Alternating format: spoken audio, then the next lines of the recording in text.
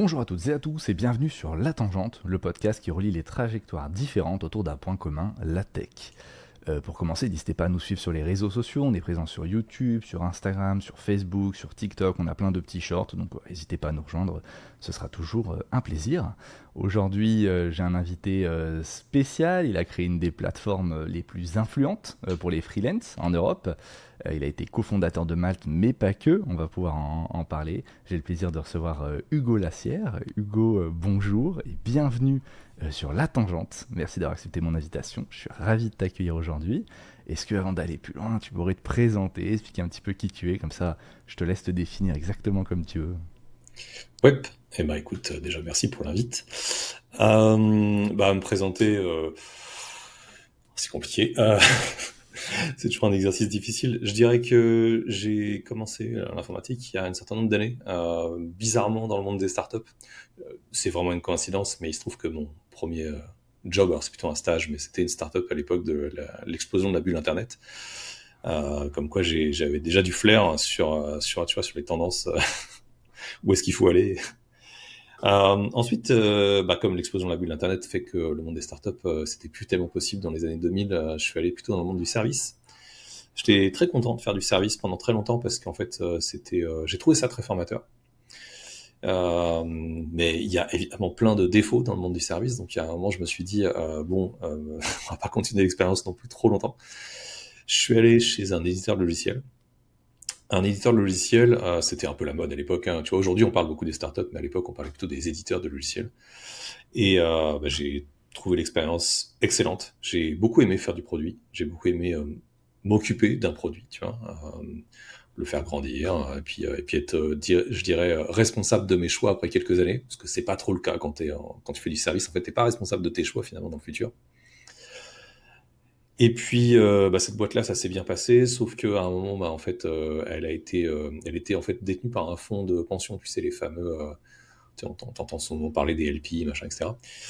Et ce qui se passe, c'est qu'en fait, ce genre de boîtes-là, elles sont destinées à être vendues. Donc, au bout d'un moment, on est arrivé dans une phase qui m'intéressait beaucoup moins, avec plein de choses qui étaient moins sympathiques. Donc, je suis parti. Et à ce moment-là, je suis devenu freelance. D'abord freelance, ensuite j'ai créé une première structure qui s'appelle Lateral South, qui était assez sympa, une expérience sociale, tu vois, où on a essayé de créer une boîte pour des développeurs, par des développeurs, une boîte très flat. On parlait pas encore d'entreprise libérée à l'époque, mais c'était déjà ça en fait. On s'était inspiré de certains concepts comme la sociocratie. Et en fait, c'est un peu l'ersatz de démarrage de Malte. Parce que au sein de Lateral South, on voulait créer un collectif. Il y avait toute une notion de communauté. Euh, il y avait aussi cette volonté de créer du logiciel. On voulait créer du logiciel au sein de LT. On n'a pas réussi pour plein de raisons différentes. Parce qu'en fait, quand tu mets que des techs ensemble, c'est difficile de créer une boîte. Si tu veux, ça, on pourra essayer de développer si tu as envie. Ouais. Mais globalement, par contre, il y a quand même des boîtes qui sont nées de ça par des gens qui sont venus de l'extérieur et qui sont quand même venus nous voir et qui on disait, ce serait bien qu'on bosse ensemble. Et c'est comme ça qu'on a créé Malte, puisque c'est une personne qui est venue de l'extérieur. Et on s'est mis à deux venant de LT. On a fait co-CTO, donc on était trois associés, deux anciens LT et une personne qui venait de l'extérieur. Et voilà, et ça a donné Malte. Et ça, pour le coup, j'y ai bossé un petit moment, à temps plein, enfin, disons, à temps partiel, on va dire, puisque en mode soirée week-end en 2012. Et puis à temps plein, suite à une première levée de fonds à partir de 2014, et de 2014 jusqu'à l'année dernière. Aujourd'hui, j'ai un peu pris mon envol, on va dire, je suis en train de faire autre chose. Et voilà, j'espère que c'est une présentation Bah oui, très clair, merci. suffisante. Alors, CTO, Chief Technical Officer, c'est la personne qui est tout en haut et qui prend les décisions techniques, qui a la vision technique, les choix technologiques, etc. C'est ça? On peut dire ça, même si la définition de CTO elle varie beaucoup, tu vois, dans une boîte de 3 et dans une boîte de 700, parce que 700 c'est le nombre à la fin de Malte, c'est sûr que c'est pas le même rôle du tout. C'est un rôle de premier développeur au début, hein. En fait, t'es chef de personne, t'es chef de toi-même. Et en plus, on était deux, alors imagine, Hmm. deux être chef de nous-mêmes. Et puis, au fur et à mesure, effectivement, il y a cette notion de c'est la personne qui crée l'équipe, ensuite, c'est la personne qui donne une vision pas uniquement technologique, c'est une vision aussi produit. Et puis ça augmente en termes de complexité au fur et à mesure, parce que la boîte grandit, donc il y a des choses à faire pour scaler toute une organisation. Il y a des choses aussi toujours à faire sur le produit. Donc le rôle devient peut-être un petit peu plus orienté stratégie sur des boîtes de taille plus grande. Mais voilà. Mais oui, on peut le résumer par ce que tu as dit au début. Ok, d'accord, ok, bon, ça va. Et c'est... Alors, ça a été quoi ta plus grosse surprise sur le rôle de CTO, la chose que tu n'imaginais pas du tout quand Malte a commencé à grossir et tu t'es dit, ok, j'avais pas du tout cette vision-là du rôle. Euh, Tu parlais justement que des fois c'était pas uniquement technologique, qu'il y avait une vision produit, mais est-ce qu'il y a d'autres choses où ça t'a peut-être surpris ou... Après, j'imagine que chaque entreprise définie a des responsabilités différentes, parce que ça reste un rôle, mais Ouais. est-ce qu'il y a quelque chose qui t'a un peu plus surpris que les autres? Surpris, je dirais pas, parce que je pense que j'avais pas tellement d'a priori sur le rôle de CTO. Euh, Tu vois, on a démarré en 2012. Il n'y avait pas autant de... Enfin, c'était pas autant trendy de faire une startup, tu vois, à ce moment-là. Hmm. Il y en avait quelques-unes, hein. Il y avait quand même Criteo et Blablacar, je pense, tu vois, que je connaissais déjà. Mais c'était pas autant... alors, les rôles déjà de CTO, CEO, COO, c'est pas un vocabulaire qui était si commun que ça, je trouve. Bah, en tout cas en France. Donc, tout ça pour dire que j'avais pas d'a priori très fort. Par contre, il y a quand même des choses sur lesquelles j'ai dû mûrir tu vois, avec la boîte. C'est la position que je voulais créer. Parce qu'en fait, moi, je voulais créer une organisation qui était extrêmement flat. C'était un peu comment dire, les fondations qu'on avait chez LT. C'était une boîte totalement, oui, totalement flat, avec chaque personne était actionnaire de la boîte à part égale. Et donc, on avait tous un droit de vote dans la boîte. Il y a plein de mécanismes qui étaient en place pour que ça fonctionne, hein, parce que sinon, tu pourrais dire qu'il y a quand même des risques aussi que ça capote, tu vois, que ça s'interbloque et des choses comme ça. Donc, on avait quand même des mécanismes de prise de décision qui fonctionnaient bien. Et en fait, tu vois que dans une startup, notamment une startup sur laquelle il y a des attentes financières qui sont très fortes, sur lesquelles tu vois, tu as des investisseurs qui sont là pour que tu ailles beaucoup plus vite, et ben, il y a des choses que tu dois faire un peu évoluer. La prise de décision, c'est quelque chose euh, qui est assez crucial. Enfin, la vitesse de prise de décision, c'est quelque chose qui est assez crucial en startup. Donc pour ça, j'ai dû quand même un peu évoluer, grâce aux personnes avec qui j'ai bossé aussi. Il y a des gens qui m'ont beaucoup aidé pour ça, des personnes que j'ai embauchées et qui m'ont aidé à assumer mon rôle de décideur.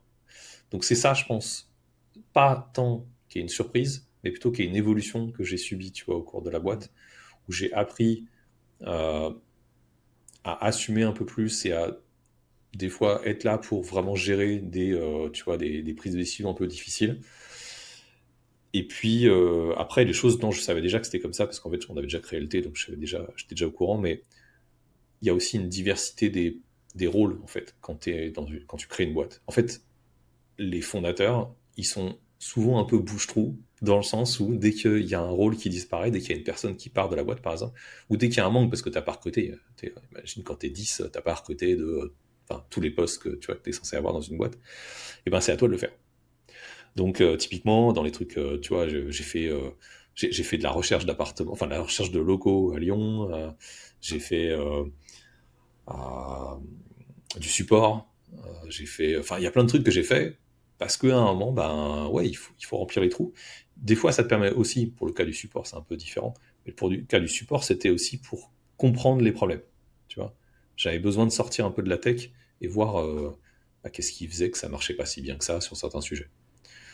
Voilà. Est-ce que c'est une surprise? Non. Mais ça, parce que je connaissais cette diversité chez LD, mais pour certains, ça peut être une surprise. D'accord, ok.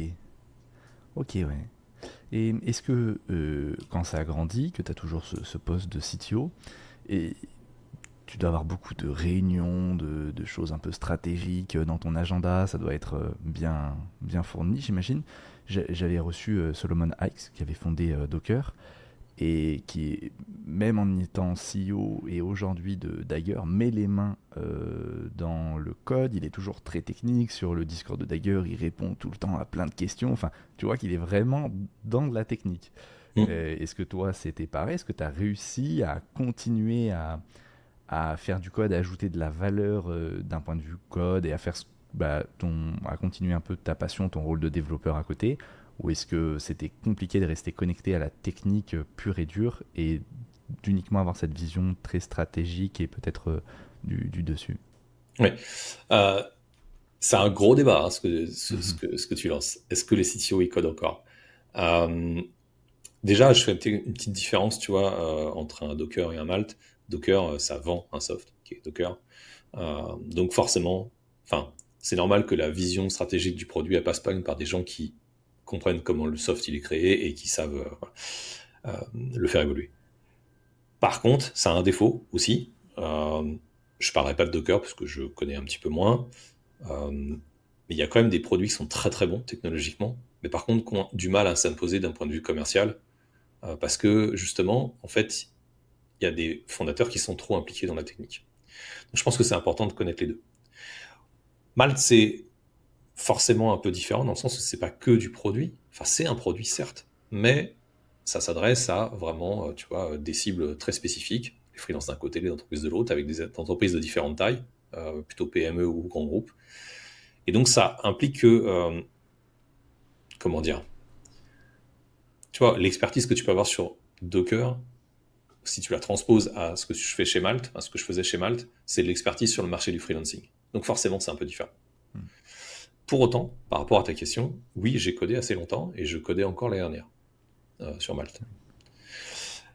Maintenant, j'ai eu des phases différentes. Il y a eu des phases, par exemple, tu vois, entre 2020 et 2022, je crois, ou 2018, 2020. Ah, je ne me rappelle plus exactement des dates, honnêtement.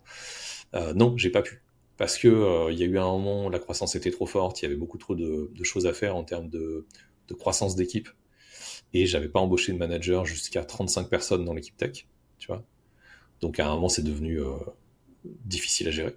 C'est à ce moment-là que j'ai commencé à faire venir des premiers managers. Ensuite, il y a eu une période où j'ai dû pallier à des départs. Ce que je te disais tout à l'heure, quand il y a des gens qui partent, il faut que tu prennes leur rôle. Donc, on a embauché un CPO en 2018, jusque 2018, en gros, c'est les fondateurs, donc je faisais partie des gens qui définissaient le produit. 2018, on embauche un CPO, il part en 2020. Et en 2020 ou 2021, je ne me rappelle plus, il y a aussi notre Head of Data qui part. Donc je dois prendre ces deux rôles-là. Donc forcément, plus de temps pour coder. Et je me suis remis à coder 2022, je crois, parce qu'on a embauché une CPO qui est arrivée. Mais il y a plein de gens qui te diront c'est pas bien qu'un CTO il continue à coder à partir d'une certaine taille d'entreprise.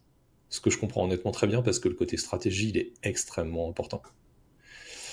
Donc l'école majoritaire c'est quand même que souvent le CTO c'est un manager d'équipe à partir d'une certaine taille. Pas au début, hein, mais Bien à sûr. partir d'une certaine taille. Il y a des contre-exemples, hein. Tu prends le CTO de HubSpot. Attends, c'est HubSpot? Je crois que c'est HubSpot. Je suis plus sûr. Mais c'est un CRM en tout cas.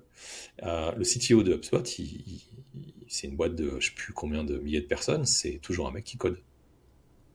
D'accord. Voilà. Mais il fait quand même plus exception que la règle. Ok. Et, oui, donc en fait, le CTO, donc au début, bah forcément, donc t'es cofondeur, donc tu fais un peu tout. Et après, t'es plus un peu, comment dire, muable, dans le sens où tu vas vraiment combler les trous, comme tu disais, vraiment bouche-trou, pour essayer que ça marche et d'avoir quelque chose d'à peu près uniforme et que le développeur se retrouve pas à faire des recherches d'appartements sur le bon coin pour changer de locaux. Ouais, après, c'est aussi des questions de contraintes financières. Tu pourrais aussi engager un chasseur, tu vois, pour faire ça. Sauf qu'en fait, t'as pas, je sais pas, je vais dire une connerie, je me rappelle plus comment ça coûtait un agent immobilier, mais t'as pas 25K à mettre, tu vois, pour faire ça. Donc tu le fais. Après, t'as des choses qui sont plus de l'ordre de, euh, j'ai besoin de comprendre quels sont les problèmes quelque part, tu vois. J'ai besoin de comprendre, en fait, où est-ce qu'on doit se diriger dans les 5 prochaines années quand on parle du marché du freelancing. Donc, ça veut dire qu'à ce moment-là, bah, t'as nécessité en fait d'aller voir d'autres postes et de pas être que à la tête tu vois, dans le guidon. Quand tu codes, tu bosses, on va dire, à moyen et court terme. Parce que tu es sur une deadline, pas forcément, mais en tout cas, tu es sur une feature avec tu vois, un scope spécifique, etc., etc.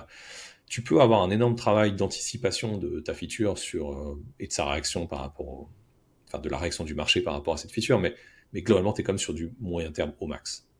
À un moment, tu es obligé d'avoir une vision long terme quand tu as un rôle à partir de staff engineer.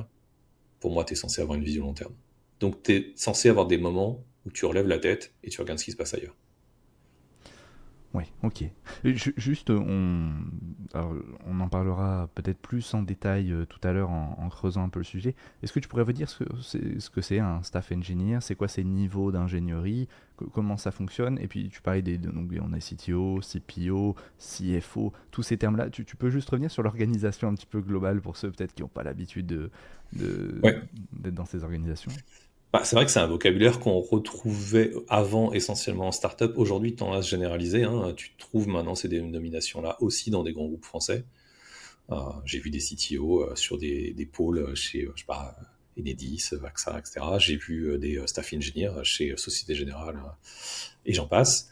Donc, globalement, c'est un vocabulaire qui vient effectivement de la tech plutôt aux US.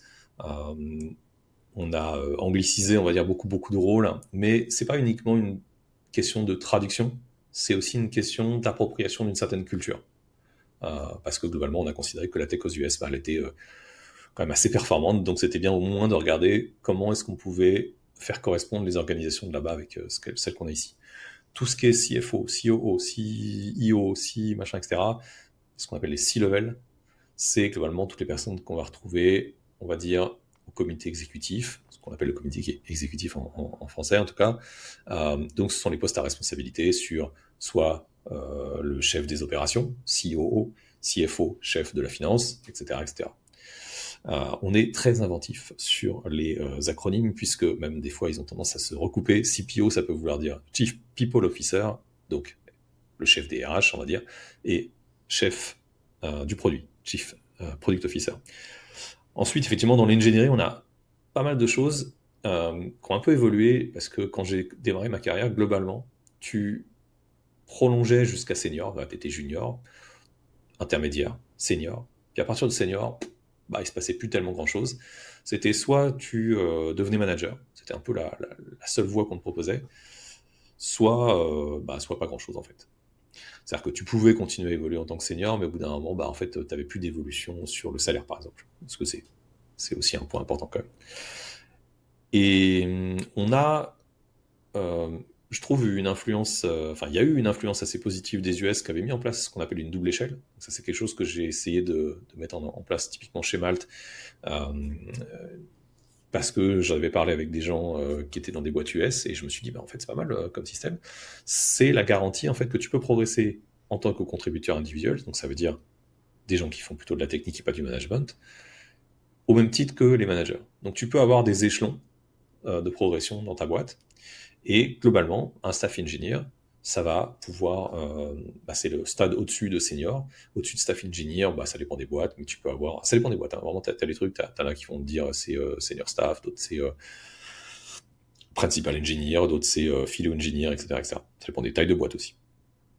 Donc c'est globalement des échelons supplémentaires de progression qui permettent donc d'évoluer en termes de carrière, en termes de salaire, évidemment. Je pense que c'est un sujet important toujours, mais avec des attentes différentes. C'est-à-dire que à partir de staff, ce sont plus des gens qui ne font que de la technique. Alors, potentiellement, c'est des gens qui vont coder quand même moins qu'avant. Pas parce qu'ils deviennent managers, mais parce qu'il y a beaucoup d'autres sujets à traiter. Et je parlais tout à l'heure de stratégie. La stratégie, c'est quelque chose qui se travaille avec du temps libre. C'est pas un truc qui se travaille en coin de table, en fin de soirée, genre, ça serait bien que dans 2 ans, on ait quand même résolu ce problème. Ça marche pas comme ça. Donc voilà. Je sais pas si c'était Très bien, très suffisant bien. comme. Ah oui, on pourrait y revenir peut-être par la suite pour rentrer dans les détails si tu veux.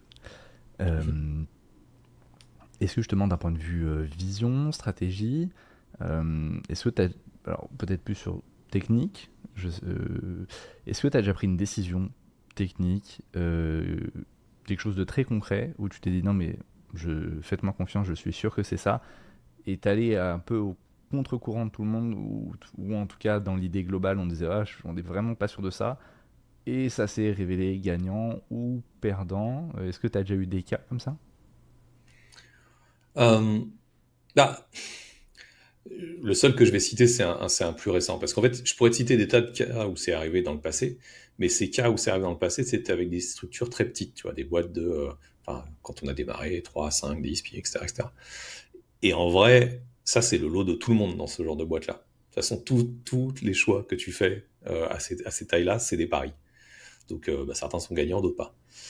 Euh, Ce qui est beaucoup plus dur, c'est de faire prendre des décisions quand tu as un groupe déjà assez élevé, tu vois. Donc, en 2023, il me semble, je recommence, comme je te disais, il y a un CPO qui arrive, donc du coup, je peux bosser sur le produit. Je commence à bosser sur le produit, et déjà, effectivement, il y a une première décision que je prends, c'est je me dis, ce serait bien qu'on développe un côté un peu API sur Malte. Spoiler, malheureusement, ça existe, hein, il y a des API sur Malte, mais elles sont pas publiques. Il y a quelques partenariats qui ont été faits avec certaines boîtes, mais malheureusement, c'est pas aussi développé que ce que j'aurais voulu. Par contre, en développant ces API, je me rends compte d'un truc, c'est que on est extrêmement lent sur le cycle de dev. Beaucoup plus que ce que j'avais pu voir dans les années d'avant. Tu vois, j'avais arrêté de bosser sur le code vraiment, je sais plus quelle année, mais peut-être 2018 ou 2020, j'ai plus la date exacte. Et je me dis, il y a un problème. Et donc, à partir de ce constat-là, j'essaie de déjà voir si c'est que du ressenti, donc j'essaie de mesurer les choses. Et puis j'essaie de comprendre l'une des origines. Il y a plein d'origines. Il n'y a pas. Souvent on se dit, bah, en fait, il y a une solution et c'est terminé. Non, c'est pas comme ça que ça fonctionne. Souvent c'est multifactoriel. Tu vois, tous les problèmes un peu que tu peux avoir dans une boîte, surtout à cette taille-là, c'est souvent multifactoriel. Mais l'une des causes, je la détecte, c'est on a cette technologie pour faire du front-end. Tu vois, on avait accumulé ça. On dit 7 le chiffre. Ouais, cette D'accord, technologie. cette technologie, ok. Ouais, évidemment, tu vas me dire, c'est pas ça qui m'avait empêché de faire des API. Si, parce qu'il y avait quand même des incidences sur le reste de la stack. Bref, 7 technologies différentes qui se sont empilées au fur et à mesure du temps et qui n'ont jamais été nettoyées. Et ça voulait dire qu'en fait, il y avait tout autant de couches d'interface quasi pour traiter plein de sujets qu'on avait en commun sur finalement tous les types de fronts, mobile inclus. Hein. L'internationalisation, la sécurité, la gestion des sessions, etc., etc. Je pourrais t'en citer plein comme ça. Euh, Quand tu commences à dupliquer 7 fois tous ces trucs-là, forcément ça coûte cher. Donc l'un des choix, c'était de se dire, il va falloir qu'on uniformise tout ça. Donc on a démarré un chantier, donc il y a eu toute une phase de... Enfin, j'ai commencé à faire des protos, j'ai commencé à faire tout un argumentaire à base de data aussi pour dire, bah, voilà, quels sont les gains qu'on pourrait obtenir avec ça. Et donc le projet, il a démarré 2023 ou 2024. Non, 2023, je pense. Le projet, il n'était pas terminé quand je suis parti. Je sais qu'il est toujours en cours. Mais globalement, on a gagné en productivité. Donc il y a eu des chiffres qu'on a pu sortir. Je ne me rappelle plus des trucs. Mais globalement, la base de code, par exemple, tu vois, elle a diminué de 30%. Un truc comme ça. Parce que, en fait, non seulement ça avait un impact sur le front-end, mais ça avait un impact sur le back-end. Tu te retrouves avec des back-ends qui étaient beaucoup plus simples et qui faisaient que de la distribution d'API. Ça a enlevé aussi tout un tas de code qui était en double pour les différents frameworks. Donc voilà. Ce qui était pour moi important, c'était évidemment, bon, il y avait, enfin, les challenges, l'adhésion. Très difficile, l'adhésion. Très, très, très difficile. Y compris parmi les gens qui sont dans la tech. Parce que tu pourrais te dire, l'adhésion, c'est un problème uniquement des gens qui sont pas dans la tech, qui se disent, oh là là, c'est un chantier tech qui sert à rien. Alors ça c'est vrai, ça arrive bien sûr, et il faut réussir à l'adresser. Mais tu as aussi des gens dans la tech qui en fait sont la tête dans le guidon et qui se disent mais en fait là on m'a demandé de sortir tous ces trucs là et en même temps j'ai ce truc là à côté, je peux pas. Donc il faut adresser ces questions là. Ça c'est les gros challenges. Autre challenge c'est comment tu mesures que ça marche. Et puis évidemment c'est le résultat final, c'est-à-dire est-ce que vraiment tu as atteint tes objectifs. Enfin, qu'est-ce que tu as fixé comme objectif et qu'est-ce que tu as atteint. Et voilà. Et c'était sujet. Ça, c'est le genre de sujet que tu. En fait, ça aurait pu être un sujet de staff, hein, honnêtement, de staff engineer. Mais, euh, mais voilà, tu m'as demandé un exemple, je t'en donne un. Ouais, très bien, très bien, très bien. Alors j'ai une question, mais je te la poserai après pour essayer d'avoir une trame, un minimum. Quand ça grossit, pour rester un petit peu sur le thème du CTO, quand ça grossit, comment tu fais pour que tu ne deviennes pas le chief ticket organizer et que tu arrives à toujours rester un peu leader technologie plutôt que d'avoir à trier les tickets ou ce genre de choses et te retrouver plus du tout dans l'innovation dans ce rôle-là. Ouais. J'ai deux réponses. Bah, la première, c'est qu'il faut pas commencer à le faire. Parce que si tu commences à le faire, tu t'arrêteras jamais à le faire. C'est sûr. Voilà. La deuxième, c'est l'embauche. J'ai essentiellement recruté des gens seniors et autonomes. Donc, toutes les personnes qui m'ont rejoint, alors souvent, c'est des gens, enfin, en tout cas, les premiers, c'est souvent des gens avec qui j'avais déjà bossé. C'est simple, hein, quand tu démarres une boîte, bah, les premières personnes à qui tu penses et qui sont prêts à te rejoindre, c'est des gens avec qui tu as déjà travaillé. Donc, ces gens-là, quand ils sont arrivés, je savais déjà qu'ils étaient autonomes. J'avais vraiment pas besoin de les materner. Et donc, j'ai gardé cette politique de recrutement, c'est-à-dire avec essentiellement des seniors, pendant très longtemps, enfin jusqu'à ce que je sois parti de toute façon. Et ça veut dire que bah, j'avais des personnes, je savais que, en fait, ils considéraient, enfin, ils s'appropriaient un sujet de façon suffisante pour qu'il n'y ait jamais besoin qu'il y ait une personne externe qui vienne leur dire, bah, en fait, c'est à toi de prendre ce truc, etc., etc. Ce qui va se passer surtout dans une boîte quand elle grandit, c'est plutôt les zones de flou, tu vois, les zones de recouvrement. Ça, en fait, au tout début d'une boîte, quand elle est petite, tout le monde s'occupe de tout. Et puis au fur et à mesure, quand la boîte grandit, tu commences à avoir des équipes qui se cristallisent autour d'un sujet. Euh, Mettons par exemple, je sais pas moi, le moteur de recherche chez Malte, ou la facturation. Ok, d'accord, mais il y a un moment, il y a une passerelle entre les deux. Alors peut-être que là, j'ai pas choisi le bon exemple entre la facturation et le moteur de recherche, mais tu as des briques logicielles qui vont soit communiquer entre elles, soit elles partagent des trucs communs. Par exemple, la messagerie chez Malte, bah, c'est un truc qui est un peu dans le chemin, on va dire, de la facturation, parce que c'est là où tu crées tes devis, etc. Mais c'est aussi un peu sur le chemin bah, de l'équipe qui gère la page profil, parce que c'est à partir de là que tu rentres dans la messagerie. Donc, comment tu fais? Alors, ça peut être une question de délimitation fonctionnelle, mais pas que, parce qu'en vrai, tu as quand même des éléments et de la facturation et de la page profil qui interviennent dans cette page-là. Donc c'est difficile de déterminer les bons contextes. Et du coup, ça pose plein de problèmes de responsabilité. Mais c'est pas forcément, enfin c'est pas d'ailleurs du tout au CTO de résoudre ça. C'est-à-dire que en fait, tu vas amener ces sujets-là. Donc on avait une réunion d'architecture assez régulière. Elle a changé plein de formats. Donc je te cite un des formats qu'elle a eu, mais c'était à un moment un format qui était une fois par semaine, il me semble. Et globalement, tout le monde ramenait donc des sujets. On avait un fichier Excel où les gens, tu vois, ils écrivaient à l'avance. Voici les sujets qui nous intéressent. Voici les sujets qui nous bloquent. Donc typiquement, bah, la messagerie, elle a dû arriver plusieurs fois dans le contexte, mais il y en avait d'autres, hein, des trucs comme ça. Et tu as des personnes qui se disent, OK, moi je pense que j'ai une solution, j'ai envie de l'expérimenter. Donc, tu vois, par exemple, on a eu des questions sur bah, l'internationalisation, je crois. Et il y a eu des personnes qui ont dit, bah, en fait, j'ai vu certaines briques qui peuvent nous être intéressantes pour nous dans notre contexte, et je veux faire un proto, etc., etc. Donc, encore une fois, autonomie des gens, quoi. Si tu réussis à avoir un mode de collaboration qui est où chacun s'implique et où chacun a la liberté de pouvoir faire des expérimentations sur des sujets comme ça, bah, c'est sûr que ça marche. Ce qui est plus compliqué avec des plus grandes boîtes parce que tu commences à avoir entre guillemets, des silos qui se créent et donc du coup, tu commences à avoir des zones de flou où en fait les gens ils se sentent moins légitimes d'atterrir dessus ou ils se disent j'ai pas la possibilité parce que tu sais, je pourrais te parler de budget, mais en fait le temps c'est du budget aussi, tu vois. J'ai pas le budget pour aller le faire. Donc à ce moment-là, il faut trouver des parades. Ok. Et il y a quelque chose d'intéressant. Tu, tu dis qu'il faut réussir à ce que les gens restent motivés, à ce qu'ils se sentent moteurs, à ce qu'ils fassent des expérimentations, etc. Tu as différents moyens, j'imagine, de garder des gens motivés. Peut-être qu'au début, bah, vu qu'ils rejoignent la boîte, ils peuvent avoir des actions, ils peuvent avoir plein de choses. Mais j'imagine que quand ça commence à faire plusieurs personnes qui rejoignent, bah, soit le package est plus petit, euh, soit ils se sentent moins impliqués. Forcément, quand tu rejoins une boîte de 700 personnes, tu es plus dans la masse. Euh, Là, un des leviers que je vois et qui n'est pas unique, mais c'est le salaire. Après, tu vas avoir des opportunités, est-ce que tu vas en conférence, que tu as de la formation, etc. etc. Comment tu gérais, ou en tout cas au début, parce qu'après, je sais pas si c'était toi qui continuais de gérer un peu les salaires, même pour les techs, mais comment tu gérais les salaires au début? Tu t'indexais sur ce qui se faisait en France, tu disais non, c'est.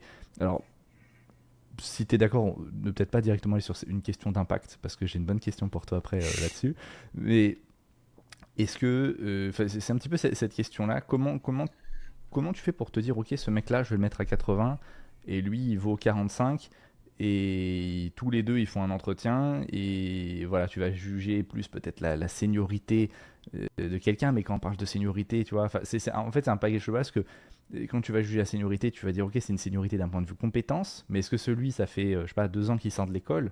Non, mais lui, ça fait 2 ans qu'il sort de l'école, mais il a le niveau d'un senior. Mais peut-être qu'il y en a un autre, ça fait 15 ans qu'il bosse, mais au final, il a le niveau d'un mid au mieux, tu vois, parce que je pense que les deux Hmm. sont pas. Comment tu t'en sors un peu dans tout ce méli-mélo, surtout, j'imagine, quand c'est toi qui gères au début? Ouais. Il y avait plusieurs questions. Oui, il y a Euh, beaucoup de questions, désolé. ouais. J'ai envie de te dire la première chose, c'est que, en tout cas, c'est pas comme ça que ça a fonctionné chez Malte, mais globalement, c'est pas le salaire. Pour moi, le levier principal de motivation, c'était pas le salaire. Je dis pas que c'est anodin, le salaire, je dis pas que c'est un non-sujet, évidemment que c'est un sujet, mais je veux dire, les gens qui rejoignent une boîte à ses démarrages, souvent, leur motivation, c'est tout autre. C'est-à-dire que c'est déjà, la structure est petite, donc il y a plus de liberté pour prendre des choix. C'est une structure beaucoup moins complexe, donc la prise de décision est rapide. Ça peut être pour l'aventure entrepreneuriale, ça peut être pour plein d'autres sujets. Donc, les premiers leviers de motivation, c'est pas le salaire. Sinon, tu viendrais pas en startup en vrai. Parce que tu seras beaucoup mieux payé dans plein d'autres types de boîtes. Typiquement, les grands groupes français, ils payent bien en vrai. Surtout si tu ajoutes à ça tous les avantages qui sont pas du salaire à proprement parler, mais ce que j'inclus dans un package salarial. Tu vois ce que je veux dire? Tu vois, Mm. les congés en plus, les machins, etc. Tu serais beaucoup mieux payé dans une grosse boîte. Euh, bref, ça, c'était le premier point. Pour moi, c'est pas le premier levier de motivation. Mais pour répondre à la question qui est comment on fait au début pour recruter et pour définir des niveaux de salaire, eh ben, ça, c'était un sujet, au début, je savais pas faire. Au début, je me suis dit, mais effectivement, comment je fais? Euh, j'ai été regarder des benchmarks. Tu vois, il y en a plein qui sont publics, qui sont sur le net. Assez rapidement, tu te comprends que ces benchmarks, des fois, ils sont assez différents. Les valeurs sont pas les mêmes. Donc, tu comprends en fait que ces benchmarks, ils sont pas faits sur les mêmes populations. C'est-à-dire qu'en fait, tu as des benchmarks qui viennent, par exemple, d'un cabinet de recrutement qui a tendance à envoyer tous ses candidats vers des SS2I. Donc, forcément, en fait, ce que tu fais, c'est un benchmark des salaires de SS2I. Et puis après, tu trouves des benchmarks, par exemple, ça n'existait pas à l'époque, mais si tu étais allé voir levels.fyi, donc ça, c'est un site, c'est majoritairement US, mais tu as quand même des salaires français dessus, bah, tu as l'impression que les salaires, ils sont hyper hauts. Parce que la population qui va sur ce site, c'est une population qui est bien spécifique, elle est biaisée, et donc ton échantillon, il est, bah, voilà, il est ce qu'il est, et les salaires sont pas les mêmes. Donc à ce moment-là, il faut bien comprendre que ton échelle de salaire, celle que tu dois appliquer quand tu es dans une boîte qui n'a pas beaucoup de bron, parce que c'est ça, hein, une startup, et ben c'est plutôt l'échelle de salaire SS2I. Mm. Ça, c'est le premier benchmark, en fait. En gros, c'est le benchmark le plus bas, quoi. Euh, Ça répond pas à la question de comment tu fais pour déterminer pourquoi lui il est à temps, pourquoi lui il est à temps, etc., etc. Donc ça, au début, on l'a pas fait, et puis assez rapidement, je me suis dit effectivement, il me faut une base de comparaison pour me dire, bah, en fait, quand je reçois un candidat, il me dit qu'il est à temps, il me dit qu'il a telle expérience, ça veut dire quoi enfin, je veux dire, est-ce que c'est réaliste ou pas de payer tel salaire ou pas est-ce que c'est cohérent par rapport au reste de l'équipe, etc., etc. Donc assez rapidement, j'ai dit on va refaire un benchmark et surtout on va uniformiser ça à tout le monde. C'est-à-dire qu'en fait, on a donc créé ce qu'on appelle une grille de salaire pour l'embauche et tout le monde a participé à cette grille de salaire. C'est-à-dire que j'ai demandé à chacun dans la boîte, enfin dans l'équipe, on n'était pas beaucoup, hein, je sais plus combien, 5, 6, parce que la question elle n'intervient pas avant. Donc tout le monde avait accès à ce fichier et tout le monde pouvait dire ok. À l'époque, j'avais pas mis staff engineer, etc. Donc il y avait genre, je crois il y avait senior, intermédiaire, junior. Il y avait peut-être un truc qui s'appelait lead, qui était une sorte de truc au-dessus de senior, parce qu'il y avait quand même des personnes où tu sentais qu'il y avait quand même un truc en plus, tu vois, qui prenaient plus de responsabilités même transverses, c'est-à-dire qu'ils faisaient aussi du produit, etc. Et on a collé quelque chose en face. On a collé des grilles de salaire correspondant à chaque métier. Puisque à ce moment-là, je m'occupais aussi, tu vois, de faire les grilles pour front, design, etc. Et à partir de là, il n'y avait plus de surprise. C'est-à-dire que tu recevais quelqu'un avec un certain nombre d'années d'expérience. C'était indicatif, hein, parce que comme tu dis, tu peux avoir des gens qui vont plus vite que d'autres, tu vois, sur leur progression. Mais malgré tout, tu avais quand même une sorte d'abac, quoi. Tu disais, globalement, entre temps et temps, tu es censé être à ce stade-là. Maintenant, la question, elle est un peu traître dans le sens où si je reçois quelqu'un qui a 15 ans d'expérience et qui, honnêtement, est pas meilleur qu'un junior, en fait, je le prends pas, tout simplement. C'est, en fait, tu vois, si j'ai quelqu'un qui a 2-3 ans et qui a l'air d'être aussi qualifié qu'un senior, je le prends en tant que senior. Avec le salaire d'un senior et le package Ouais, du senior. Ok. ouais. Pour ça, il va falloir quand même qu'il fasse ses preuves sur l'entretien, puisque évidemment, on avait un parcours d'entretien qui était spécifique, mais s'il fait ses preuves, il est embauché comme ça. Je sais pas si j'ai répondu à toutes tes questions, mais Ouais, tu vois, ouais, ouais. globalement, c'est ça. Tu crées une grille, tu crées des abacs. Ah oui, et petite chose importante, l'entretien se fait en groupe. C'est-à-dire que les entretiens que je faisais, à part le premier, qui est une sorte d'appel c'est pas un appel de courtoisie, hein, c'est quand même plus que ça. C'est vraiment un appel où tu es censé comprendre la motivation de la personne, le projet personnel, tu vois, de l'individu, et de se dire est-ce que c'est compatible avec ce que moi je propose, et l'inverse est vrai. Est-ce que moi j'ai besoin de cette personne. Après, tu as un entretien technique qui se faisait environ 1 heure, 1h30, et qui se faisait forcément en groupe. C'est-à-dire qu'en fait, les gens qui étaient déjà dans l'équipe, ils participaient à ça. Et donc, c'est tous ensemble où on plaçait ensuite la personne sur notre grille de lecture. Parce qu'on avait positionné comme quelques éléments, tu vois, des critères de choix, en fait. Donc, c'est comme ça qu'on faisait. C'est pas moi tout seul qui disais, bon, lui, il est plutôt machin, lui, il est plutôt machin. Voilà. Ok, d'accord. Et sur l'entretien technique, c'était quoi ta manière de l'aborder? C'était un entretien technique, vraiment technique, dans le sens où tu donnes accès à une machine, à quelque chose, à du code, à peu importe. Je sais qu'il y a dans des entreprises qui font aussi des choses à faire chez soi. Est-ce que tu te dis, bon, ça, c'est de la pratique, on s'en fiche un peu, c'est peut-être plus la vision et la compréhension des choses, auquel cas c'est peut-être plus qu'est-ce que tu fais dans telle situation, est-ce que tu peux m'expliquer comment fonctionne une requête que j'enverrai sur Google, et comme ça tu vois s'il descend vraiment dans les couches, ce qu'il arrive à comprendre, enfin, c'est quoi, t'as peut-être expérimenté plusieurs choses, et si tu l'as fait, c'est quoi la meilleure manière de ce que tu as pu voir? Ouais. Alors, effectivement, on a expérimenté beaucoup de choses. Parce que j'en avais fait aussi pas mal avant, tu vois, chez LT déjà, Lateral South. Et je l'ai même fait même pour d'autres boîtes. Et même en freelance, j'ai même été amené à recruter des gens. Alors que j'étais freelance dans une boîte, j'ai été amené à recruter des gens pour cette boîte. Donc, globalement, je vois 3 étapes, tu vois. Il y a vraiment la question un peu... je faisais un truc qui était... ça a été... on l'a enlevé ça après. Mais on faisait une sorte de QCM un petit peu à l'oral, qui était un peu en mode ping-pong, tu vois. C'était un truc qui était censé être rapide. Je te pose une question, tu réponds pas, je m'en fous. Moi, mon but, c'était juste de voir un petit peu comment la discussion, je pouvais l'emmener. Tu vois, quels étaient les différents points d'intérêt de la personne, parce qu'en fait, tu avais des parties, c'était pas que, par exemple, sur du Java, ça pouvait être aussi sur, je sais pas, de la data, du Python, du machin, etc. La personne, elle me dit, moi, je connais pas Python, t'as pas de problème, tu vois. Mais si je lui pose une question sur un truc en particulier, et qu'elle me répond parce que c'est de la culture G, très bien. Donc c'est pas rédhibitoire de répondre mal plusieurs fois, même plusieurs fois, c'est pas rédhibitoire, parce que évidemment que je sais que je tape large. Ce qui m'intéressait, ce qui m'intéressait, c'était la culture G d'une part. Euh, et en vrai, ce que j'aimais beaucoup aussi, c'est de voir la façon dont répondaient les gens quand ils savent pas aussi. Tu vois, Euh, c'est aussi assez instructif. Donc ça, c'était une première partie qui n'est pas éliminatoire en général, qui peut l'être quand même quand vraiment la personne sait sur absolument tout et que globalement tu sens qu'en plus le mode de raisonnement derrière pour essayer. Parce que des fois tu connais pas un truc, attends, c'est normal. Je veux dire, il y a plein de trucs, tu vas aller chercher sur Google en réalité, tu vois. Hmm. Enfin, je le fais encore, hein. Mais quand tu sens que le mode de raisonnement il est vraiment, vraiment cassé, là non, il y a un moment où effectivement ça peut être éliminatoire quand même. Deuxième chose, c'est on faisait un exercice de mise en situation. C'était pas de la tech. c'était plus du raisonnement. Je décrivais un scénario. Ce scénario, il était volontairement assez ouvert. C'est-à-dire que tu pouvais y répondre de différentes façons, que ce soit technologique ou pas. Et je voyais l'angle qui était pris par la personne. Ce qui était intéressant, c'est que la personne, elle se rendait pas forcément compte que c'était très ouvert.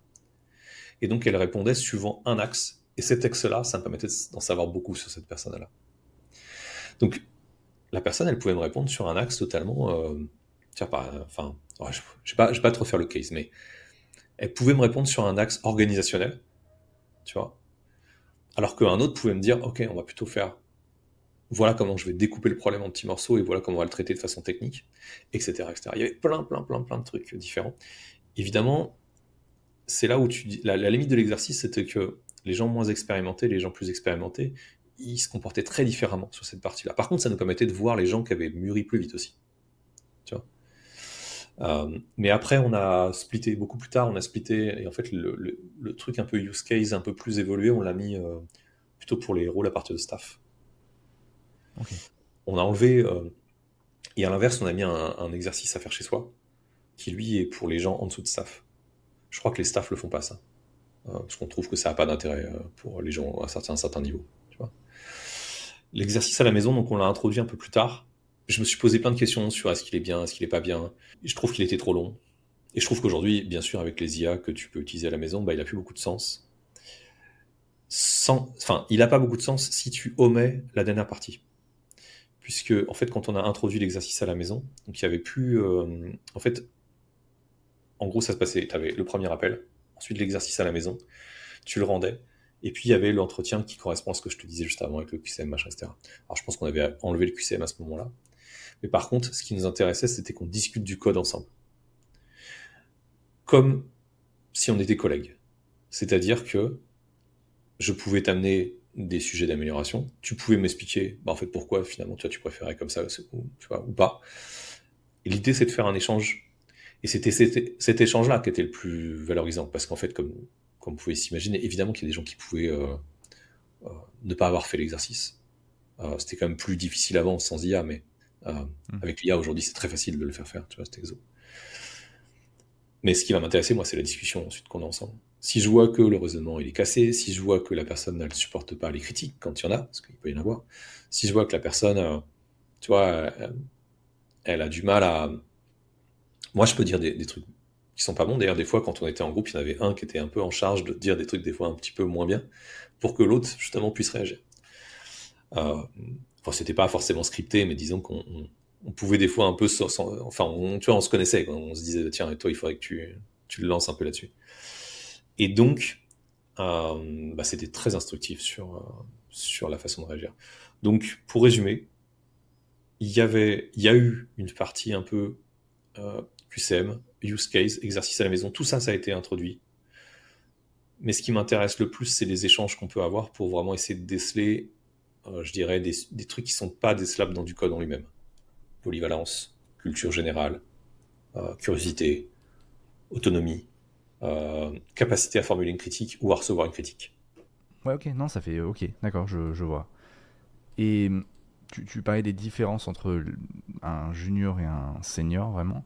Euh, c'est quoi? C'était la prise de hauteur, justement, quand tu parlais du côté organisationnel Il y avait un côté prise de hauteur d'une part, mais il n'y a pas que ça.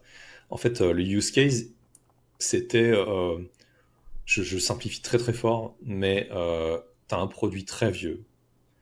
Ce produit très vieux, il repose sur un langage qui n'est plus utilisé par que une seule ou deux boîtes dans le monde. Et tu commences à avoir des vrais problèmes avec ce langage pour plein de raisons. C'est là où je pouvais aller plus loin dans l'exercice. Systématiquement, les juniors, ils font du rewrite from scratch. Enfin, ils réécrivent tout. Systématiquement, les juniors, ils me proposaient la solution de on réécrit tout. On prend des technos modernes. Et là, ils me faisaient en fait tout un inventaire de technologies plus du moment, quoi, tu vois. Alors, tu prends ça, tu prends ceci, et machin, etc. Les seniors, ils réfléchissaient différemment. Déjà, ils se posaient la question de ok, mais on fait quoi avec les gens qui connaissent ces langages-là et qu'est-ce que je fais pour les gérer maintenant dans l'entreprise, tu vois. Et déjà, ils se posaient ce genre de questions. Et ils avaient quand même tendance plutôt à voir ça de façon modulaire. Tu vois. je réécris pas forcément tout, mais peut-être que j'extrais certains modules un peu clés, et que ceux-là, je les réécris, et que je crée des contrats d'interface, etc., etc. Donc, tu avais vraiment des approches qui pouvaient être assez différentes.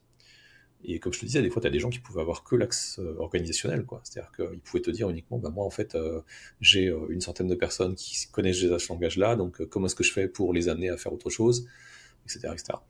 Donc, tu avais plein de... Puis tu avais des gens, au contraire, enfin, je me rappelle d'un mec qui m'a dit... Enfin, qu'en gros, ils s'en foutaient, quoi, des gens qui étaient déjà sur place et que tu les virais tous et tout ça. Ok, c'est un peu violent, mais c'était instructif, en tout cas. Il a rejoint la boîte? Non, T'as eu des pépites comme ça? T'as deux, trois petites anecdotes sympas, des recrutements ou de choses un ouais, peu plein, drôles? bien sûr. Plein, bien sûr. Bah, t'as tout. T'as des gens où enfin, dès le premier appel, tu le sens, quoi. Ils ont rempli 50 offres. Et je comprends, tu vois, honnêtement, parce que des fois, c'est compliqué de trouver des postes, mais du coup, ils arrivent, ils savent même pas qui t'es, ils se rappellent même pas de la boîte. Ils sont dans le bus, d'ailleurs, en train de répondre à des trucs. Enfin, tu fais, ouais, bon, c'est compliqué. Ou alors, des gens qui arrivent en entretien, mais tu sais, en mode très condescendant, qui s'installent sur le canapé en mode vraiment complètement allongé, quasiment, et genre star, quoi. Et tu fais, ouais, ok.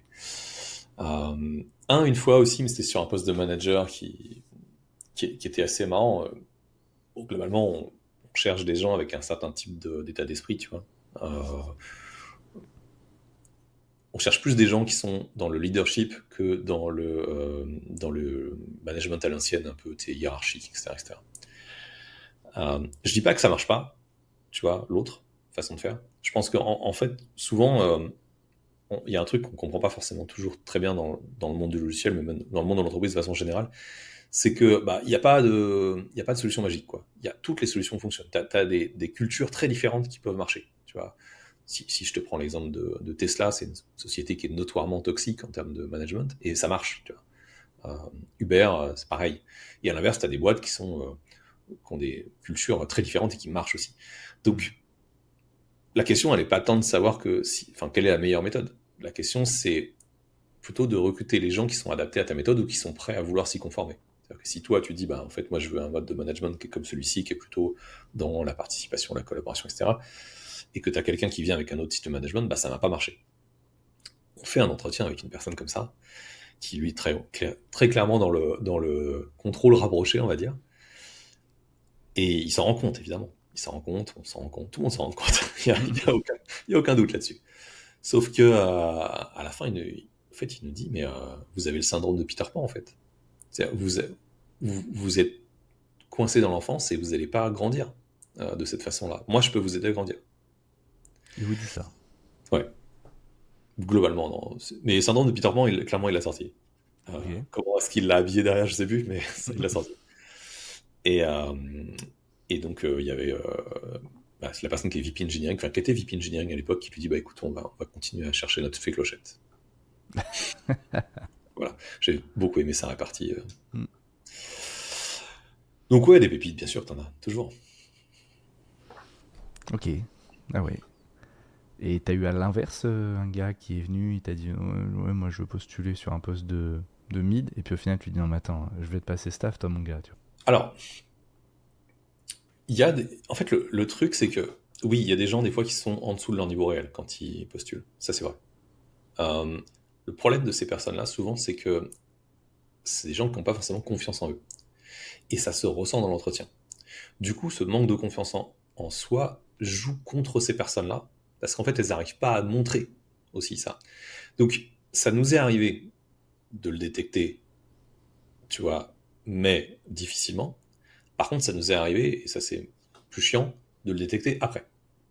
Mm. En fait, personne est là, tu dis, putain, en fait, il est vachement, enfin, il ou elle est vachement meilleur que ce qu'on avait imaginé, quoi. Et ça, c'est chiant. Donc, à un moment, j'avais quand même beaucoup plus de latitude, donc ce que je pouvais faire des rattrapages assez importants, tu vois, en termes de position et de salaire. Quand la boîte, elle a commencé à grandir, c'était devenu plus dur, tu vois. Enfin, parce qu'en fait, t'as des contraintes beaucoup plus importantes. Tu vois, sur ton budget global, et donc tu peux plus faire des bons de 10K, 10K, 15K d'un coup, tu vois. Mais ça, on l'a fait au début. Ça, on l'a fait au début, quand vraiment on a repéré des trucs comme ça. Ah non, c'est pas toujours évident. Il y a des gens, ils se vendent pas bien. Mais d'un autre côté, c'est quand même aussi un défaut. C'est-à-dire que finalement, c'est quand même un signe. Enfin, il y a quand même un truc à travailler. Tu vois? Hmm. Parce qu'en fait, un manque de confiance en soi, c'est aussi quelque chose qui va être pénalisant derrière sur la façon dont tu vas amener tes sujets pour convaincre les autres personnes de l'équipe. Tu vois? Mais des gens, ils sont aussi tétanisés pendant les entretiens et qui sont meilleurs après. Donc, tu vois, pas de. Il n'y a pas de règle, ok. Il y a quand même des règles. Mais t'as des gens qui font un peu figure d'exception. Ok, d'accord. Une fois que tu les as recrutés, comment tu mesures... Alors, c'est quoi l'impact et comment tu mesures cet impact, justement? C'est parce qu'on parle de staff, alors on n'en a pas parlé, après tu peux avoir des principals, distinguished, tu peux avoir des niveaux d'ingénierie qui vont jusqu'au sommet, mais bon, après ça dépend aussi, comme tu disais, de l'organisation, du type, et des fois ça veut tout et rien dire, tu peux être le principal de toi-même si vous êtes deux dans la boîte, mais Ouais. dans l'idée, comment avoir de l'impact dans une entreprise, c'est quoi cet impact, comment ça se définit, comment je le mets en avant. Alors, tu fais aussi beaucoup de choses à côté, je suis désolé, je te l'ai pas dit, enfin, je te l'ai pas dit, je l'ai pas présenté au début. Tu as une chaîne, tu as même 2 chaînes YouTube et un blog que je mettrai avec grand plaisir dans la description du podcast et de la vidéo, bien sûr, où tu parles de ces sujets-là, sans doute plus en profondeur que ce qu'on va faire aujourd'hui. Mais est-ce que tu pourrais revenir dessus et expliquer globalement ce que c'est que cet impact? Ouais. La notion d'impact, elle est clé. C'est ce qui définit. Enfin, le niveau d'impact, c'est ce qui définit justement ces niveaux de seniorité, staff, etc., etc. L'impact, c'est, enfin, le mot déjà il est assez parlant, mais c'est euh, la façon dont tu vas influencer la trajectoire de ta boîte, enfin de ton équipe, de ta boîte, etc., etc. Et justement, en fait, l'impact que tu as, en fait, le niveau d'impact, donc combien de personnes ça touche, bah, c'est ça qui définit finalement un petit peu ton. Être un philo engineer dans une boîte qui fait 500 personnes, c'est quelqu'un qui a un impact vraiment pas uniquement au niveau de sa boîte, mais au niveau de son industrie, par exemple. Tu vois, ça c'est un exemple. Quelqu'un qui a un niveau d'impact au niveau de son équipe, c'est un senior, globalement, tu vois, et quelqu'un qui commence à avoir un impact au niveau de son département, tu vois, département produit, par exemple, c'est quelqu'un qui tend vers staff, mais peu importe, la définition elle peut varier suivant les boîtes, mais globalement, ce qui est important, c'est la notion d'impact, c'est comment tu le définis effectivement. L'impact, c'est quelqu'un qui va avoir une influence sur le développement de ton produit parce que tu as trouvé des solutions qui permettent de, je sais pas, ça peut être une solution technologique qui est plus viable économiquement dans le futur, ça peut être parce que tu as compris quelque chose sur le produit que personne d'autre n'a compris et que donc, en l'implémentant, tu as augmenté les revenus de la boîte grâce à ça. Ça peut être parce que tu as une influence sur ton industrie. Typiquement, je me rappelle, j'avais bossé dans enfin, c'est un équipementier dans. Ah, c'est bon, je vais dire le nom de la boîte, c'était Seb. Et il y avait un format pour les recettes de cuisine. Je sais, ça a l'air comme ça un peu. Et ben, il y a des gens qui ont bossé sur comment est-ce que tu pouvais le normaliser à travers ton industrie complète, tu vois. Hmm. Euh, qui se serait posé la question de normaliser des recettes de cuisine sur une industrie complète? Je ne sais pas, mais il y a des gens qui l'ont fait, et donc, ça, c'est avoir de l'impact. T'as plein de façons d'avoir de l'impact. T'as plein de définitions différentes. Mais en général, il n'y a pas tellement de. Comment dire?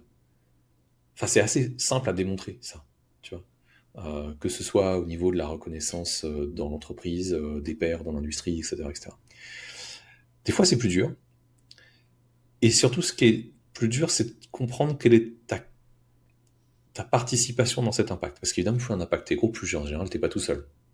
C'est-à-dire que la personne qui a bossé sur un sujet en particulier, c'est pas pour autant que c'est lui qui avait lancé le sujet, par exemple. Ce qu'on essayait, on avait mis en place un truc. Honnêtement, j'étais là au début, je pense que la forme n'était pas encore parfaite, et je pense qu'il faut l'améliorer. Mais j'en avais entendu parler par une personne que je connais qui bosse chez Square. Donc, Square, c'est une boîte qui fait du paiement, c'est en Californie, donc j'avais été plusieurs fois là-bas. Et il m'avait parlé des hype docs. Donc un hype doc, c'est un document de hype dans lequel tu consignes euh, les fois où tu penses avoir eu de l'impact. Il y a un certain formalisme à respecter, mais l'idée, c'est que tu puisses t'en rappeler, parce que, évidemment, au bout d'un certain temps, quand tu veux dire, bah tiens, moi je pense que j'ai atteint une certaine maturité et je voudrais passer staff, en tout cas, je voudrais qu'on examine le fait que je passe staff, Si tu te rappelles pas pourquoi tu penses ça, si tu n'as pas noté, etc., ça marche pas très bien. Mais en plus, c'est aussi une façon pour toi de te reposer les questions. C'est-à-dire que pour moi, c'est aussi un document introspectif. Dans le sens, est-ce que j'ai eu de l'impact? Est-ce que moi-même, je le reconnais, cet impact? Et qu'est-ce que je liste, en fait, dedans, tu vois? Donc, on a mis en place ce type de document. J'étais pas satisfait des premières versions, pour être honnête, parce que je trouvais que ça partait un peu dans tous les sens. T'avais des trucs qui voulaient tout et rien dire. T'avais des fonctionnalités que des listés. Pour moi, ok, c'est très bien de lister toutes les fonctionnalités que t'as fait, mais je m'en fous un peu. T'en as d'autres qui jouaient bien le jeu et clairement tu disais, ah, ok, là, oui, je reconnais qu'il y a un véritable impact dans l'entreprise. Mais ouais, j'ai un peu perdu le fil avec là où je suis parti. J'ai défini la notion d'impact. J'ai essayé de définir comment est-ce que tu notes cet impact pour pouvoir effectivement le montrer par la suite, parce que faut pas compter sur le fait que tout le monde regarde ce que tu fais pour à la fin te dire, ah mais t'as eu beaucoup d'impact. Non, c'est pas comme ça que ça marche. Est-ce qu'il y avait une troisième question dans tout ce que tu me disais? Non, c'est globalement autour de l'impact. Je pense qu'on l'a bien traité. Ok. Je pense qu'on l'a bien traité, c'était pour avoir une idée de ce que c'est. Et donc, l'impact est lié aux évolutions, justement, dans ces rôles. Et comment on mesure un staff, un principal, etc. Donc, par rapport à cet impact. Je rajouterais un truc. Certains n'utilisent pas le mot impact. Et j'aime bien aussi leur version. Certains vont utiliser le mot influence. Alors, ça peut avoir des mauvais sens et des bons sens. Mais globalement, c'est en fait sur combien de personnes t'as influé. Tu vois. Indirectement, ça veut dire aussi, enfin plutôt directement, ça sous-entend que pour avoir plus d'impact, il faut avoir plus d'influence. Et pour avoir plus d'influence, il faut avoir plus de relations dans l'entreprise. En fait, que ce soit staff et au-dessus, c'est souvent des rôles qui se construisent dans le temps. C'est pour ça que c'est très difficile d'embaucher un staff ou d'embaucher un principal. Tu vois, embaucher ces rôles-là, il n'y a rien qui te dit que ces gens qui ont eu beaucoup d'impact dans l'entreprise précédente, ils vont avoir beaucoup d'impact dans ta boîte. D'ailleurs, il y a des boîtes qui te disent, nous, on n'embauche pas au-dessus d'un certain stade parce qu'en fait, ça n'a pas de sens. Et je le comprends. Alors nous, on l'a fait pour le coup, mais honnêtement, je comprends le raisonnement. Bref, tout ça pour dire que c'est très lié à ton maillage interne dans l'entreprise. Alors certains voient ça d'un mauvais œil et se disent, ah là là, mais ça veut dire qu'il faut faire de la politique. Moi, je pense que c'est un mauvais raisonnement, ça. Je pense que c'est pas de la politique que de comprendre en fait les enjeux de chacun. Tu vois. En fait, les gens je sais pas, au support ou au marketing, ils sont pas contents du produit pour telle et telle raison. Ok, pourquoi? Est-ce que tu t'es mis à leur place? Est-ce que le jour où tu auras besoin de résoudre ces problèmes et où tu devras collaborer avec ces gens-là, est-ce que tu auras leur support? Ou est-ce que tu as été une personne très désagréable pendant très longtemps et est-ce que globalement ces gens ils vont te barrer? Si t'es pas capable d'avoir de l'influence dans la boîte parce qu'en fait tout le monde t'aime pas, bah c'est embêtant. Donc c'est pas, j'aime pas le terme politique parce que souvent en fait ça sous-entend que tu fais des choses de façon hypocrite sans les penser uniquement dans ton intérêt personnel. Ça c'est souvent la définition que les gens ont de la politique. Mais par contre je pense que c'est hyper important d'avoir des relations avec tout un tas d'êtres humains dans l'entreprise et en dehors de l'entreprise pour réussir à comprendre quels sont les bons problèmes sur lesquels il faut agir et ensuite avoir du support aussi pour faire en sorte que ces problèmes se résolvent. Ça, malheureusement, je trouve qu'il y a beaucoup de tech qui ont du mal avec ça, avec cette notion tu vois, de réseautage interne, en fait. T'as beaucoup de gens qui te disent, bah non, moi, mon seul boulot, c'est de coder, et donc, j'ai pas envie d'aller plus loin que ça. Et c'est dommage, parce qu'en fait, t'as des gens, des fois, ils sont brillants, et ils sont très frustrés, parce qu'en fait, à chaque fois, ils te disent, j'avais telle bonne idée, elle n'a pas été mise en place. Et pire que ça, parce que j'avais vu ça dans une boîte où j'avais été il y a longtemps en tant que freelance, je suis arrivé, j'ai fait des propositions, et elles ont été acceptées. Je te passe les détails, évidemment. Et il y a un gars qui est venu me voir et me dit, putain, ça m'énerve, quoi. J'ai dit ça il y a 6 mois, et toi, t'arrives et ils disent, ok, quoi. Il y a sans doute une question de forme. Tu vois. Il y a une raison qui fait que c'est passé avec moi et c'est pas passé avec toi. Je la connais pas, parce que je sais pas encore comment tu interagis avec eux. Mais du coup, forcément, mon impact, il a été plus fort que le tien, et bah, c'est comme ça, en fait. Alors, ou peut-être que tu m'as préparé le terrain, j'en sais rien, mais toujours est-il que bah, des fois, oui, il y a des gens, ils veulent pas faire cet exercice-là, et du coup, ils sont très frustrés parce qu'ils n'ont pas l'impact qu'ils voudraient avoir. Donc voilà, je passe ce petit message, c'est important. C'est important, en fait, aussi. Le côté humain est plus important en fait. Enfin, plus important. Il est assez crucial quand on fait de la tech, en vrai. Beaucoup plus que ce qu'on pourrait croire des fois. 100%, 100%, 100%. Oui. Que ce soit même sans parler d'impact autre que l'équipe, déjà, même au sein de l'équipe, savoir entre guillemets se comporter et aussi interagir avec les autres équipes, ne serait-ce que juste faire un peu, je sais pas comment, de l'avocate entre les différentes équipes. Je sais pas, je suis désolé, je n'aime pas faire des anglicismes, j'ai pas le mot, je sais pas, des échanges entre différentes équipes. En français, des fois, il y en a qui te diraient évangélisation, mais du coup, c'est très connoté religieux, donc c'est un peu bizarre. Mais, ouais. Ouais, ça. Donc dans la tech aussi, il y a aussi ce parcours qu'on discute, de l'ingénierie, mais tu as aussi, et tu en parles dans un article de ton blog, du duo ladder, donc en fait, qui permet d'évoluer vers du management. Alors généralement vers les grosses entreprises, les GAFAM, généralement il faut un certain niveau d'ingénierie, et après ça fait un petit peu comme un arbre où on choisit si on veut passer sur le côté management ou continuer vers des niveaux euh, plus hauts d'ingénierie. C'est quoi, toi, ta vision? C'est quoi tes conseils? Tu as dû en voir des gens qui ont voulu basculer peut-être vers du management, puis qui se sont dit oh non, en fait, je veux revenir vers la tech, ou au contraire, tu les as poussés, tu leur as dit non, mais attends, toi, il te faut un poste de manager. C'est quoi fondamentalement la différence? Parce que avec le côté staff, on pourrait se dire, bah, en fait, un staff, il est un petit peu manager au final, ce qui en réalité n'est pas vrai, ou en tout cas pas dans le même spectre qu'un manager. C'est quoi sa différence et c'est quoi, toi, tes conseils pour évoluer et choisir un peu son rôle Parce que j'imagine il y a peut-être aussi une manière où, je veux pas dire que quand tu nais, tu es prédéfini à ça, mais je veux dire, il y a des gens qui ont peut-être plus de leadership que des autres. Ça peut pas dire que tu peux pas le développer, mais il y en a qui peuvent ne pas s'en rendre compte. Euh, alors, effectivement, comme tu dis, souvent, l'arbre de décision, il démarre à senior. Il y a des gens qui, fondamentalement, enfin, c'est clair que la technique, c'est pas forcément leur sujet le plus fort, et ils vont naturellement vers de l'organisation d'équipe. Et puis, il y a plein de gens pour lesquels c'est beaucoup plus flou. C'est-à-dire qu'ils pourraient tout autant faire l'un que l'autre, et ils seraient bons sans doute dans les deux. Et il y a des gens qui sont bons que dans la tech. Mais, d'ailleurs, si je prends cette catégorie qui sont bons que dans la tech, ils vont avoir des problèmes quand même sur les stades d'après. Parce que comme tu dis, stade d'après, staff engineer, etc., c'est une forme différente de management, mais c'est quand même entre guillemets du management.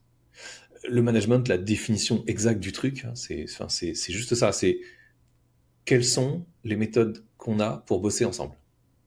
C'est ça, hein, le management. C'est comment est-ce qu'on communique ensemble, comment est-ce qu'on prend une décision et comment est-ce qu'on l'applique.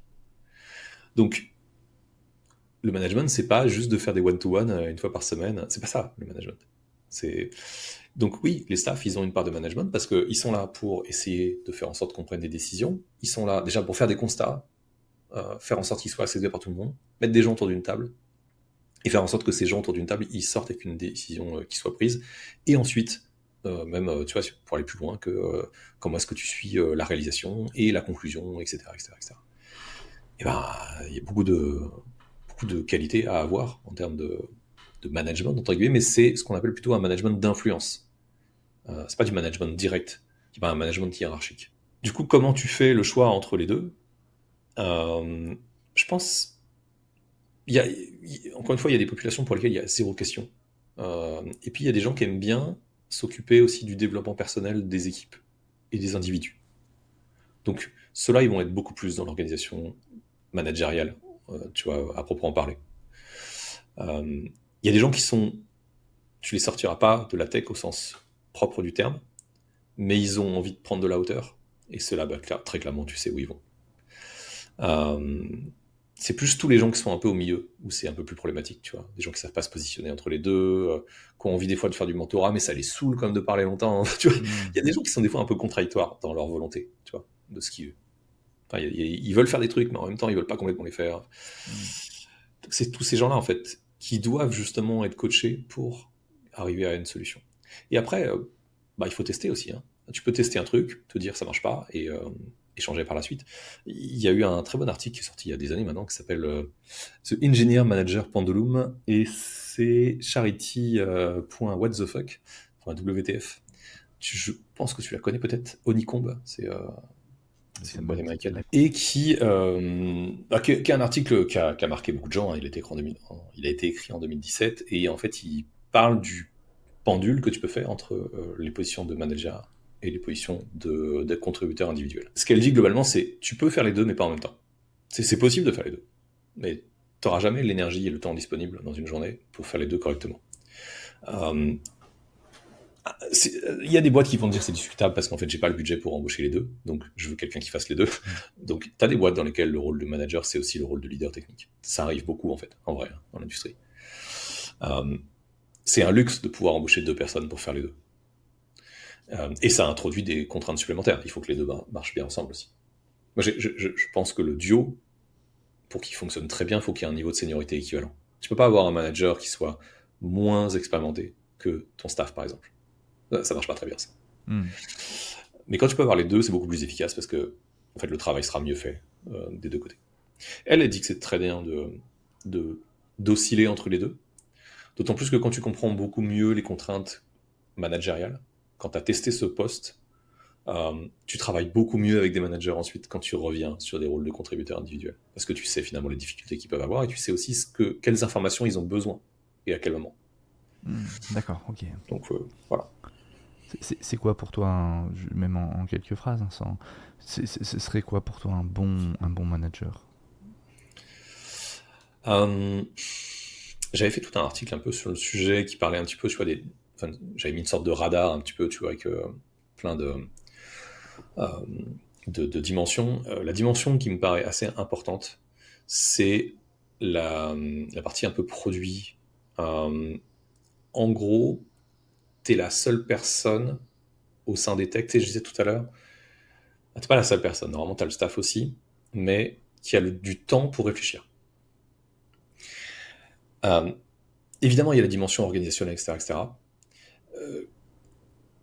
Alors moi, ce que j'aime pas, je peux te le dire, c'est les gens qui ont un agenda type Tetris niveau 99, tu vois, et où à chaque fois que tu veux leur parler, c'est ok, ben dans 2 semaines j'ai un créneau. Ça pour moi, c'est une aberration. Il faut que tu aies du temps libre. Ça vaut pour tous les postes, mais là, en l'occurrence, on parle des managers.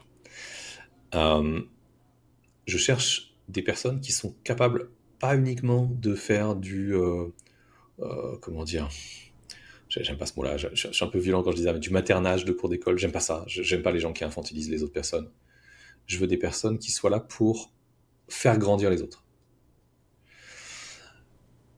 Faire de la collaboration s'assurer que la collaboration marche très bien dans tous les sens. Produit, tech, commercial, marketing, etc., etc.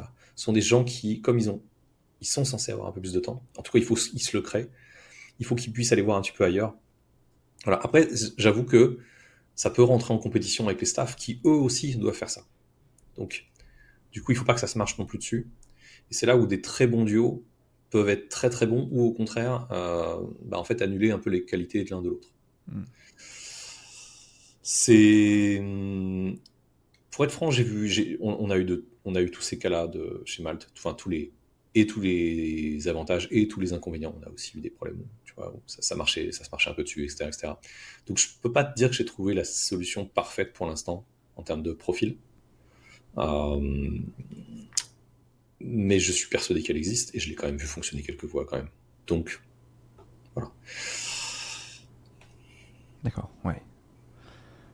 Et alors peut-être pour changer de sujet, on parle beaucoup de Malte depuis tout à l'heure. Donc Malte qui est la plateforme qui met en lien des freelances, donc des gens qui sont à leur compte, à temps complet, ou qui ont peut-être un job à côté, qui veulent faire un peu de mission en plus, enfin voilà, qui ont en tout cas juridiquement peuvent travailler pour une autre entreprise, et des entreprises, des organisations, qui vont chercher justement du personnel, mais qui ne va pas être embauché et qui vont les prendre pour au moins une journée au minimum. Et ça va être des missions plus ou moins longues, donc ils vont se mettre d'accord sur un taux journalier, et puis ils vont partir comme ça avec normalement une fiche de mission qui sera plus ou moins bien définie, avec des choses qui seront plus ou moins bien définies. En tant que cofondateur de Malte, tu as dû voir pas mal de choses passer. C'est quoi les plus grandes idées reçues que les freelances vont avoir avant de se lancer? En fait, alors les freelances, si, il y en a qui ont, qui ont quand même des fois des a priori avant. Mais déjà, globalement, le freelancing, c'est un sujet qui est très vaste. C'est-à-dire qu'en fait, ça regroupe des des vies très différentes. Entre le freelance qui fait que des missions longue durée sur Paris, dans la tech, et le freelance qui vit en Ardèche et qui cumule 4-5 clients par mois, c'est pas du tout la même réalité. Il y a des freelances qui font que du forfait et qui bossent enfin, de chez eux, quoi, tu vois. Il y a des freelances qui bossent que au temps passé en régie chez des clients. Il y a vraiment, enfin, le freelancing, c'est aussi vaste que le monde du travail. Sauf que le patron, c'est eux. Voilà, globalement. Donc, et après, bah, ouais, j'en ai trop, tu vois, des anecdotes, mais ouais, il y a des personnes qui, bah, soit partent avec des a priori sur je vais faire freelance parce que je vais gagner plein d'argent, je vais bosser de la maison, etc. Puis en fait, ils se rendent compte qu'aucun client veut, enfin, tous les clients veulent les faire bosser de chez eux. Certains se disent, euh, ils essaient de faire du forfait, mais en fait, ils pensent que c'est aussi simple que, enfin, que de faire des side projects à la maison. Et en fait, ils se rendent compte qu'ils n'ont rien bouclé d'un point de vue contractuel et que ça devient l'enfer parce que la personne, en fait, fait que de leur faire des changements de spec, machin, etc. Ou en fait, est pas satisfait du produit et donc à la fin, il y a, tu vois, un conflit sur le paiement. Il y a tout en vrai. Enfin, je veux dire, anecdote salée. En fait, ce qui m'a plutôt fait marrer, moi, sur Malte, c'est qu'à la base, on l'a fait pour certains types de métiers et on s'est retrouvé avec d'autres métiers sur la plateforme sans le vouloir. C'est-à-dire que, tu vois, typiquement, nous, c'est plutôt les métiers du numérique avec graphiste, genre de marketing aussi, développeur, etc. On s'est retrouvé avec des architectes d'intérieur et on s'est rendu compte que ça marchait. On n'a pas compris pourquoi. Parce qu'on fait zéro. Enfin, je veux dire, on va pas démarcher des entreprises qui cherchent des architectes d'intérieur. Bah, pourtant, ils sont venus chez nous. Alors, je le dis, il y a une plateforme qui est spécialisée, mesdames et messieurs, de l'architecture d'intérieur. Il y a house.fr, je crois, en France. Aller dessus, ça, c'est quand même plus adapté que Malte. Ça me fait marrer quand même, tu vois. On a eu un mec expert en déminage. Je te cache pas que j'ai pas beaucoup d'entreprises clientes sur Malte qui cherchent des experts en déminage. Expert en oléoduc aussi, on a eu. Et c'est-à-dire, vous suivez quand même les profils qui s'inscrivent, si tu me dis ça. Vous êtes quand même. Bien sûr. Vous êtes très attentif. Oh, bien sûr, bien sûr. Bon, puis là, en plus, c'était à une époque où on était plus petit, donc tu vois, moi, j'étais beaucoup plus au taquet que. 2024, j'étais beaucoup moins au taquet que ça sur qui s'inscrivait, qu'est-ce qui se passait avec ça. Enfin, mais ouais, bien sûr, ouais, au début, on se regardait tout ça, et ouais, des fois, tu vois des trucs comme ça, tu vois. L'expert en oléoduc, je te cache pas qu'il a pas trouvé non plus chez Malte. Euh, mais et on a eu les comptables aussi. Et alors les comptables, on a eu, ouais, si, une petite anecdote comme là-dessus. On a eu pas mal de comptables qui se sont inscrits sur Malte. Le problème, c'est que pour être comptable en France, il faut être inscrit à l'ordre des comptables. Et bon, déjà, nous, à la base, on n'a pas fait une plateforme pour les comptables et on savait pas comment ça marchait. Quand les comptables se sont inscrits, si tu veux, on n'a pas fait la chasse aux sorcières là-dessus, quoi. Mais l'ordre des comptables est venu nous voir et nous a dit écoutez, vous avez des gens qui sont inscrits chez vous en tant que comptables et ils sont pas comptables. En tout cas, ils sont pas enregistrés chez nous. Donc, ça va pas le faire. Donc, voilà, on a dû mettre en place un process avec eux, tu vois, pour qu'ils nous signalent tous les profils qu'il fallait virer, etc., etc. C'était un peu chiant, c'est le genre de truc, tu sais, où tu dis, j'ai pas envie de gérer ça, parce qu'à la base, on n'a pas fait. Enfin, notre produit n'est pas adressé pour cette population-là, et pourtant, on se retrouve avec ce truc à gérer. Donc, mais voilà, c'est des trucs marrants, quoi. Il y a plein d'autres histoires encore. Je pensais aussi à des gens qui font des galaxies de faux comptes et qui pensent qu'on les voit pas, tu vois. Soit pour s'auto-recommander, soit pour en fait faire du parasitisme sur Malte. C'est-à-dire en gros essayer de récupérer des tas de leads et ensuite les renvoyer ailleurs, tu vois. On a eu des tonnes de trucs comme ça, des trucs des fois bien chiadés, hein, avec des bots, tu vois, qui se connectaient tous les matins et qui faisaient des trucs automatiques et tout. Ah ouais. Ouais, bien sûr, à chaque fois on les a repérés ces trucs-là. Mais le problème c'est que ça revient tout le temps. Donc après, c'est la rançon du succès, j'ai envie de te dire. C'est-à-dire que t'as un truc qui marche, forcément, t'as plein de gens. Tu sais, je passe. Alors, la référence va pas parler à grand monde, je pense. Euh, C'était Cantona, il y a très longtemps. On lui avait dit un truc parce qu'il avait sorti une dinguerie et ils ont dit, mais franchement, là, vous avez fait du bruit quand même. Le mec, il a sorti une phrase un peu mythique en mode, quand le chalutier passe, les cormorans s'agglutine autour. Je sais plus exactement la formulation. J'ai pas la rêve. En gros, ce qu'il dit, c'est que il fait du bruit, il fait du mouvement, et en plus il balance des poissons à l'eau, donc forcément il y a plein de gens qui en profitent. Hmm. Voilà, c'était un autre sujet complètement. Moi j'aime beaucoup cette phrase qui, j'arrive même pas à la reciter tellement elle était lunaire dans le contexte de l'interview. Mais c'est ça en fait, tu vois, tu déplaces une certaine masse, faut que tu acceptes que tu des petits poissons qui viennent s'accrocher.